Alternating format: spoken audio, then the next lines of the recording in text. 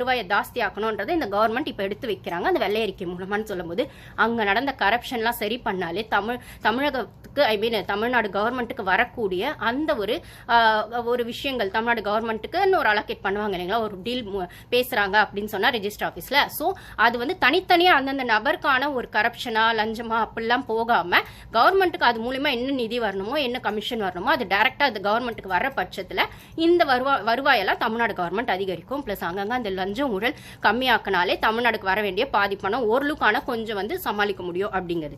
அப்போ போன கவர்மெண்ட்ல அவ்வளோ கடன் வாங்கி என்ன பண்ணாங்க அப்படின்னா மகளிருக்கு 1000 ரூபாய் கொடுத்தேன்னு சொன்னாங்க. அதுக்கப்புறம் என்னமோ ப்ராஜெக்ட் அப்படி இப்படின்னு என்னென்ன உருட்டுன்னு உருட்டுறாங்க. ஓகே, அதெல்லாம் இருக்கட்டும். ஆனால் வருவாயை நீங்க கவனிச்சிருக்கணும்ல, அப்போ அட்மினிஸ்ட்ரேஷன் சரியா பண்ணலையா அப்படின்னு சொன்னா அதுக்கு தான் நம்ம திமுக சைட்ல இருந்து ஒரு தலைவர் சொல்லியிருக்காரு.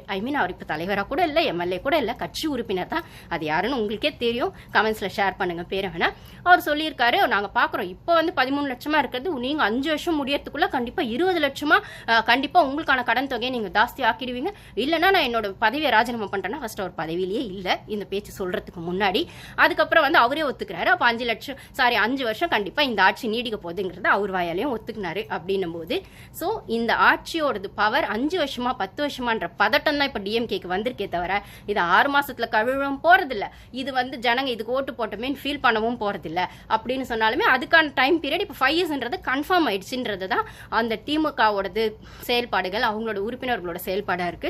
அதுக்கப்புறம் ஒரு சில கமெண்ட்ஸ்ல all TVK guys are toxic to the core அப்படின்னு சொல்லும்போது இப்போ டிஎம்கே ஃபேன்ஸ்லாம் ரொம்ப நல்லவங்களா இருந்தாங்களோ இல்ல டிஎம்கேவோடது ஃபேன்ஸ் நான் சொல்லும்போது பப்ளிக் நான் சொல்லல, அங்க இருக்க கட்சி உறுப்பினர்களோ நிர்வாகிகளோ அங்க செயல்படக்கூடிய உறுப்பினர்களோ அப்படின்னு சொல்லும்போது எல்லா ஆட்சியிலுமே பிளஸ் மைனஸ் இருக்கும். ஒரே ஒரு டிஃபரன்ஸ் என்ன டிவிகேக்கும் டிஎம்கேக்கும்னா, ஒருவேளை அங்க ஏதோ ஒரு தொகுதியிலயோ ஏதோ ஒரு இடத்துலயோ டிவிகே சைட்ல இருந்து மெம்பர்னு சொல்லிக்கிறவங்களோ இல்ல அட்மினிஸ்ட்ரேஷன்ல இருக்கவங்களோ தப்பு பண்ணா உடனே ஆக்ஷன் எடுக்கப்படுது.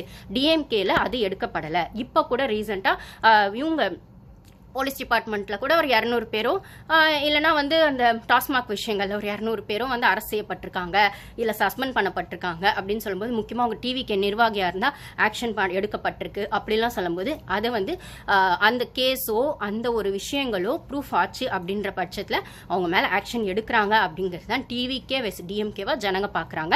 இதுவுமே அங்கங்க நடந்துட்டு தான் இருக்கு அப்படின்னு சொல்லும்போது அப்புறம் அந்த மினி போராட்டம்னு சொல்லக்கூடிய இடத்துல நம்ம உதயநிதி ஸ்டாலின் அவர்கள் அந்த பேம்ப்ளெட்லலாம் இருந்த விஷயம் என்னன்னா நம்ம பார்த்துருப்போம். திரையில திரையில் நாயகன் தரையில் வில்லன், அதுக்கப்புறம் கதறல் கேக்குதா சிஎம், திமுகவோட கதறல் நல்லாவே ஜனங்களுக்கு கேக்குது, கதறல் கேக்குதா சிஎம் அப்படிங்கிறது. அதுக்கப்புறம்